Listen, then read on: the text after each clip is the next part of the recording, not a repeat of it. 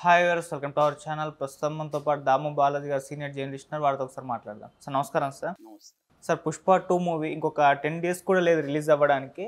అప్పటికి కొన్ని వివాదాల్లో అయితే చిక్కుకుంటూ ఉంది సార్. మనం ఒకటి చెప్పుకోవాలి, దేవిశ్రీ ప్రసాద్ గారిది మొన్న స్టేజ్ పైన ఆయన ప్రొడ్యూసర్స్ పైన అసంతృప్తి వ్యక్తం చేయడం ఒకటి, అండ్ అంబటి రాంబాబు గారు దీన్ని పొలిటికలైజ్ చేసి నిన్న ప్రెస్ మీట్ పెట్టి దీన్ని కూటమి ప్రభుత్వం ఆపడానికి ప్రయత్నిస్తుందని చెప్పేసి ఆయన స్టైల్లో ఒకటి చెప్పేశారు. అంటే ఈ వివాదాలు సినిమా పైన ఏమన్నా ప్రభావాన్ని చూపిస్తుంటాయా? అసలు మీరేం చెప్తారు సార్ ఈ ఇష్యూ గురించి? పుష్పకు సంబంధించి ఏదో ఒక వివాదం రోజు రోజుకి వస్తూనే ఉంది. ఇప్పుడు కొత్తగా 2 రకాల వివాదాలు కనిపిస్తాయి. ఒకటేమో పుష్ప టీంలోనే ఉండే విభేదాలు బయటకు వచ్చాయి. చెన్నైలో సౌత్ ఇండియాలో అంటే నార్త్లో బీహార్ అదంతా అయిపోయినాక సౌత్లో చెన్నైలో మీటింగ్ పెట్టారు. ఆ మీట్లో దేవిశ్రీ ప్రసాద్ స్టేజ్ మీదనే ఓపెన్గా ప్రొడ్యూసర్ల మీద తన అసంతృప్తి ఎక్స్ప్రెస్ చేశాడు. సో అది ఆల్రెడీ మనం చెప్పుకున్నాం కూడా. దేవిశ్రీ ప్రసాద్ మార్చేసి అంటే బీజిఎంకి ఇంకొక ఇద్దరిని తీసుకొచ్చారు. తమన్ కావచ్చు, ఇటు కన్నడ మ్యూజిక్ డైరెక్టర్ని. దానివల్ల దేవిశ్రీ ప్రసాద్ అసంతృప్తి ఉన్నాడనే వార్తలు అప్పుడు గతంలో కూడా వచ్చాయి. ఇప్పుడు దానికి ఊతమిస్తూ ఈయన మాటలు కనిపిస్తున్నాయి. ఈయన స్టేజ్ మీదకి రాగానే రవిశంకర్ సార్ నేను కాస్త ఎక్కువ మాట్లాడతానని చెప్పి ఆయన రవిశంకర్ని, అంటే ఆయన one of the producers Mythri movie మేకర్స్లో రవిశంకర్ నవీన్ ఇద్దరు ప్రొడ్యూసర్లు. రవిశంకర్ని అడ్రస్ చేస్తాను మాట్లాడాడు ఆయన. నేను టైంకి నాకు వాళ్ళు నా మీద వాళ్ళకి ప్రేమ ఉంటుంది, కంప్లైంట్స్ కూడా ఉంటాయి. అయితే ప్రేమ కంటే కంప్లైంట్స్ ఎక్కువ ఉంటాయి. అది ఎందుకో నాకు అర్థం కాదు.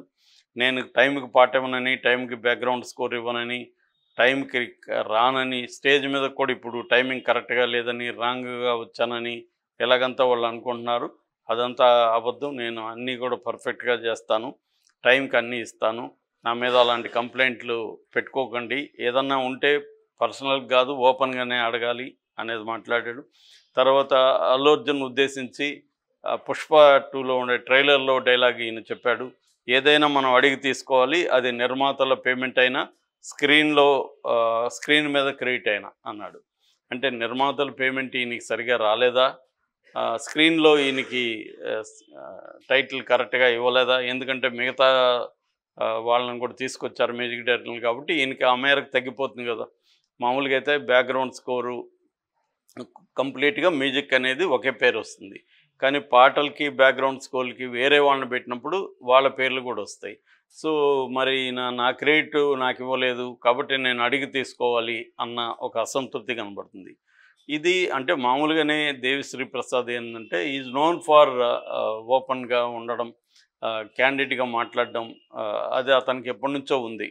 మనకి గతంలో కూడా మన లెజెండ్ అప్పుడు కూడా, లెజెండ్ సినిమా అప్పుడు బోయపాటి శ్రీనివాసు స్టేజ్ మీద నేను ఇట్లా ఆయన నిద్రపోకుండా 13 రోజులు నిద్రపోనీయకుండా చేసి బ్రహ్మాండమైన మ్యూజిక్ తీసుకున్నానంటే అక్కడికక్కడే ఇచ్చిపడేశాడు ఇతను. నువ్వు నిద్రపోకుండా నన్ను చేయడం ఏంటి, నువ్వు నా దగ్గర పిండుకోవడం ఏంటి, నేనేమో నా పాలు పిండుకోవడానికి, నన్ను ఎవరు పిండుకోవాల్సిన అవసరం లేదు, నన్ను ఎవరు నిద్రపోనీయకుండా చూసుకోవడం అవసరం లేదు, నాకు ఒక పని అప్పచెప్తే నేను నిద్రపోకుండా చేస్తాను, ఎవరి మాట కూడా నేను విన్ను అనేది గట్టిగా ఇచ్చుకున్నాడు. అంటే చాలామంది డైరెక్ట్లు ఏం చేస్తుంటారంటే జనరల్గానే నేను ఆయన దగ్గర మంచి క్వాలిటీ వర్క్ తీసుకున్నాను, యాక్టర్ దగ్గర బ్రహ్మాండంగా వర్క్ తీసుకున్నాను ఇది మాట్లాడుతుంటారు. మరి రివ్యూలు రాసేటప్పుడు కూడా డైరెక్టర్ మంచి వర్క్ తీసుకున్నాడు మ్యూజిక్ డైరెక్టర్ నుంచి, ఆయన ఇచ్చాడనే కంటే ఈయన తీసుకున్నాడని క్రెడిట్ ఎక్కువ పోతుంది. అది కొంతవరకు వాస్తవం కూడా. ఎందుకంటే మనం ఇప్పుడు రాజమౌళి లాంటి వాళ్ళని చూస్తాం, కాంప్రమైజ్ అవ్వకుండా మళ్ళీ రీషూట్లు చేయడం, మళ్ళీ చిన్న కెమెరా వైపు నుంచి మిస్టేక్ ఉన్నా కూడా మళ్ళీ చేయడం, ఇవన్నీ చేస్తారు. ప్రతి ఒక్కరు ఎర్రేజ్ హ్యూమన్ అనే సామెత ఉంది. తప్పు చేయడం అనేది మానవ నైజం.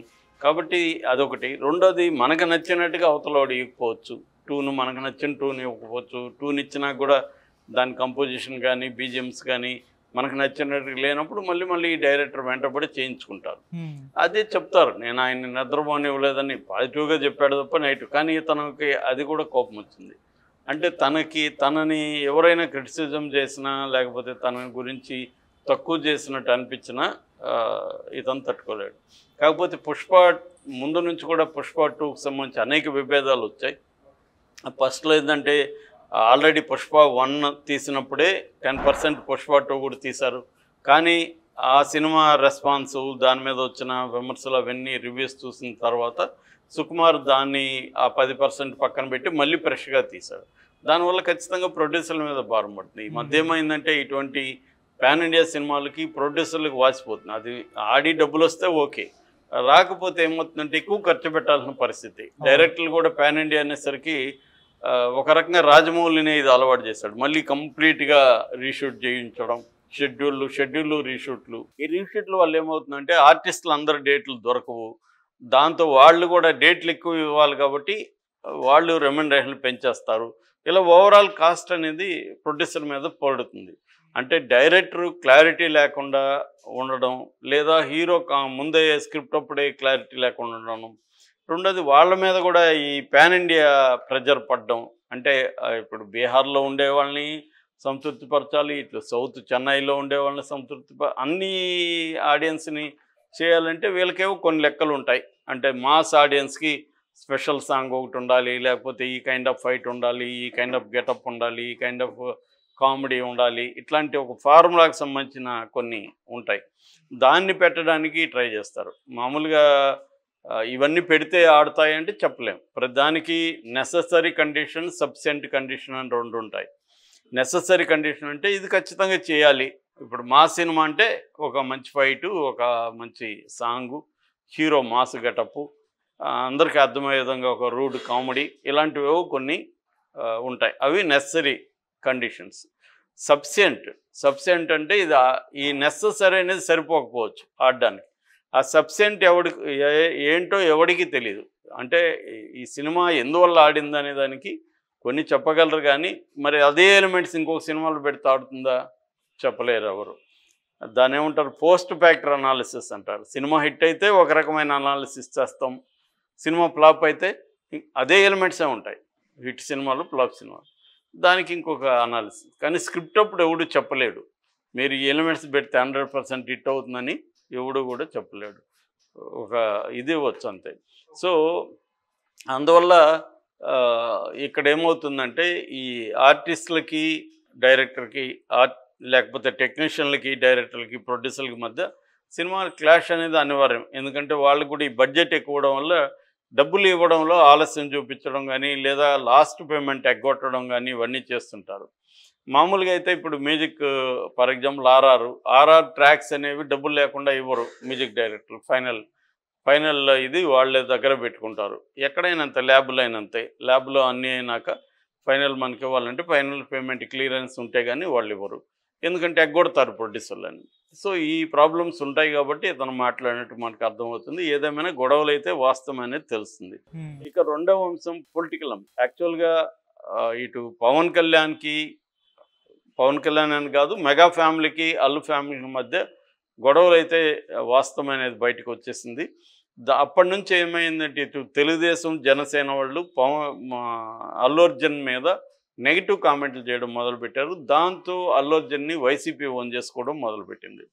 సో లేటెస్ట్గా ఇప్పుడు సైలెంట్గా ఉండొచ్చు వైసీపీ వాళ్ళు, కానీ వాళ్ళు ఉండకుండా అంబటి రాంబాబు నిన్న తన్ని అల్లు అర్జున్ని వెనకేసుకొస్తూ అల్లు అర్జున్ని తొక్కేయాలని చూస్తున్నారు, కానీ మీ వల్ల కాదు, ఇవంతా మాట్లాడారు. నిజానికి అల్లు అర్జున్ నిన్ను అడిగాడా మాట్లాడమని, అంటే వాళ్ళు దాన్ని పొలిటికల్గా ఉపయోగించుకోదలుచుకున్నారు. దానికి యాంటీగా వీళ్ళు ఏం చేస్తున్నారు, అసలు పుష్ప 1 వచ్చినప్పుడు జగన్ ప్రభుత్వం ఇబ్బందులు పెట్టలేదా, స్పెషల్ షోలకి పర్మిషన్లు ఇవ్వలేదు కదా, ఇప్పుడు వీళ్ళు వచ్చి ఏదో అల్లు అర్జున్కి మేలు చేస్తున్నట్టు మాట్లాడుతున్నారు అని వీళ్ళు అంటున్నారు. అది వాస్తవమే.